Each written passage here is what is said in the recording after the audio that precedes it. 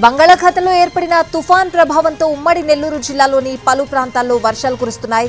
ప్రధానంగా తమిళనాడుకు సరిహద్దు ప్రాంతాల్లో వర్షపు జోరు కొనసాగుతోంది. కొన్ని ప్రాంతాల్లో అధికంగా వర్షాలు కురుస్తూ ఉండడంతో జనజీవనానికి అంతరాయం కలుగుతోంది. వాగులు వంకలు పొంగి ప్రవహిస్తున్నాయి. స్వర్ణముఖి, కాలంగి, కైవల్య నదులతో పాటు బొగ్గేరు, బీరాపేరు, పంబలేరు నీటి ప్రవాహం పెరిగింది. కాలంగి నది నీరు పులికాట్కు చేరుతూ ఉండడంతో సరస్సు జలకళను సంతరించుకుంటోంది.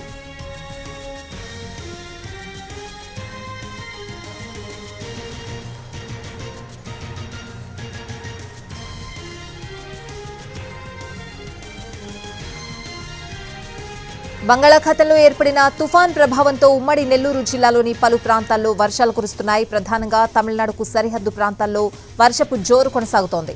కొన్ని ప్రాంతాల్లో అధికంగా వర్షాలు కురుస్తూ ఉండడంతో జనజీవనానికి అంతరాయం కలుగుతోంది. వాగులు వంకలు పొంగి ప్రవహిస్తూ ఉన్నాయి. స్వర్ణముఖి, కాలంగి, కైవల్య నదులతో పాటు బొగ్గేరు, బీరాపేరు, పంబలేరులో నీటి ప్రవాహం పెరిగింది. కాలంగి నది నీరు పులికాట్కు చేరుతూ ఉండడంతో సరస్సు జలకళను సంతరించుకుంటోంది.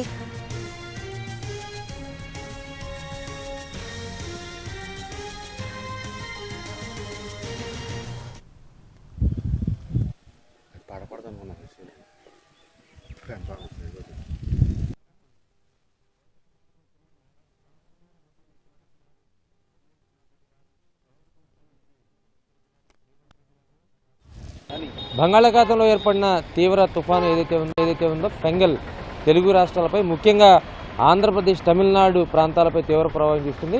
ఈ నేపథ్యంలో డెల్టా ప్రాంతం రైతాంగం తీవ్ర ఆవేదన వ్యక్తం చేసినటువంటి పరిస్థితి. ప్రధానంగా వరి ఇప్పుడు చేతికి వచ్చేటువంటి పరిస్థితి. నవంబర్లో వచ్చే ప్రతి ఒక్క తుఫాను కూడా రైతాంగాన్ని తీవ్రంగా ఇబ్బందులు పాలు చేస్తుంది, అదేవిధంగా కష్టాల్లో నెడుతుంది.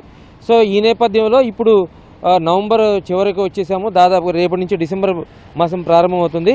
అయితే డిసెంబర్ 10వ తేదీ నుంచి డెల్టా ప్రాంతంలో వరి కోతలు ప్రారంభమవుతాయి.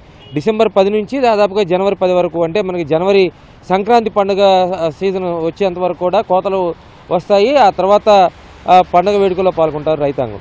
అయితే ఈ నేపథ్యంలో వస్తున్నటువంటి ఫెంగల్ తుఫాన్ ఏదైతే ఉందో డెల్టా ప్రాంతంపై తీవ్ర ప్రభావం చూపించేటువంటి పరిస్థితి అయితే కనిపిస్తోంది. ఎందుకంటే ఇప్పుడు వరి పూర్తి దశలో పెరిగినటువంటి పరిస్థితి. ఇప్పుడు కానీ భారీ గాలులు కానీ, అదేవిధంగా తీవ్రమైనటువంటి వర్షం కానీ వస్తే ఖచ్చితంగా అది పంట మీద తీవ్రమైన ప్రభావం చూపిస్తుంది. అదేవిధంగా పంట నీట మునిగిపోయే పరిస్థితి కూడా ఉంటుంది.